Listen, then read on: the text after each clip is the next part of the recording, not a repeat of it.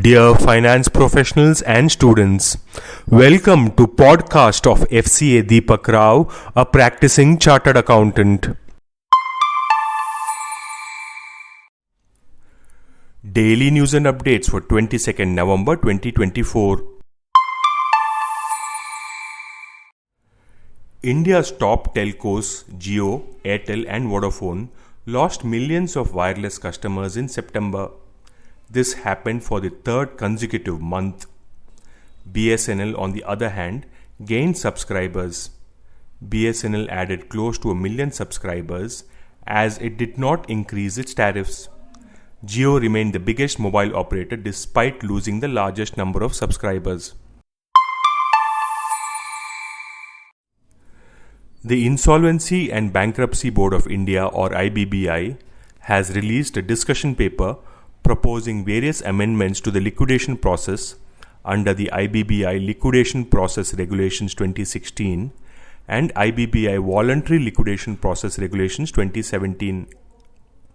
Part A proposes changes in liquidation regulations in relation to A review of the auction process, B, ensuring transparency in compromise or arrangement schemes by mandating liquidator for applying closure of the liquidation process to the Adjudicating Authority, and C, improving the management of unclaimed proceeds in the corporate liquidation account. Part B proposes changes in voluntary liquidation regulations with respect to uncalled capital or unpaid capital contributions and improving the management of unclaimed proceeds in the corporate voluntary liquidation account.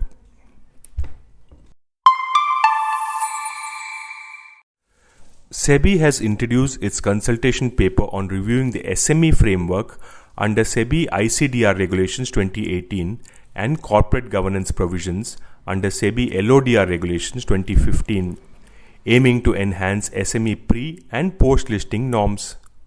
Proposals include increasing the minimum application size from 1 lakh rupees per application to 2 or 4 lakh rupees per application, changing the allocation methodology in the non-institutional investor category of SME IPO and aligning it with the allocation methodology used for the main board IPO. Kenyan President William Ruto announced the cancellation of 2 major deals involving India's Adani Group. The first is the procurement process for expanding Kenya's main airport, and the second is a 700 million power transmission agreement with an Adani unit.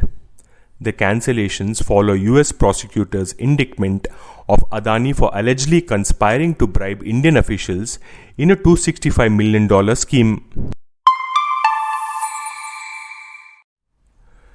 The Department for Promotion of Industry and Internal Trade has approved the Hinduja Group's acquisition of the debt-laden Reliance Capital Limited. The approval paves the way for the Mauritius-based IIHL to proceed with its Rs 9,861 crore resolution plan, which was approved by the National Company Law Tribunal on February 27, 2024.